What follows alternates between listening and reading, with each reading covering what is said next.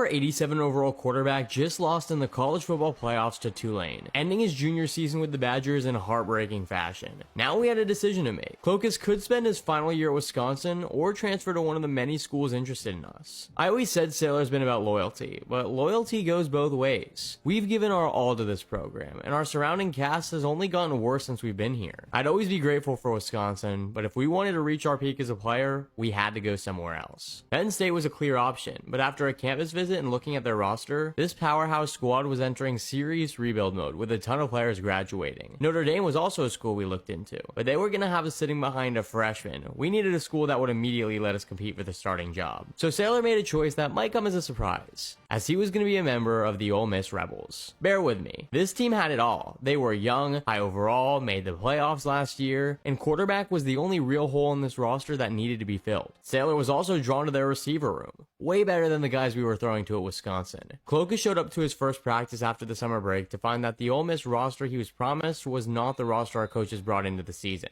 It got way better. Kinda felt nice to be with a coaching staff that actually knew how to recruit. And after winning the QB1 job just before a week 1 game against Oregon State, Sailor was ready to be in the driver's seat of the best offense he's played with yet. Ole Miss showed us they were willing to commit to Sailor. Now we had to provide a return on their investment. On first down, Clokus wastes no time letting it rip, airing it out all the way to the 30 where our receiver head tops this DB, and we have our first completion as a Rebel. We showed the coaches our arm. Now it's time to show them our legs as we roll out left and with all sorts of room in front of us take off for a near 20-yard gain to put us in scoring range. Coach keeps it on the ground and Clokus keeps it in his hands as we get to the edge here for our first Ole Miss touchdown. After the opening drive, Sailor was amped, and these receivers made our job a whole lot easier. Dion Ware turned out to be an instant superstar in our arsenal, and during our week 1 opener, our duo combined for not 1, not 2, but 3 long touchdown receptions. Needless to say, we didn't play much in the fourth quarter. The Rebels would win their week 1 opener in blowout fashion, and Sailor would celebrate his first ever 5 touchdown game. Kinda crazy how we've never had one of those in 4 years with Wisconsin, and it only takes us 1 week with Ole Miss. Something tells me this season was about to be special.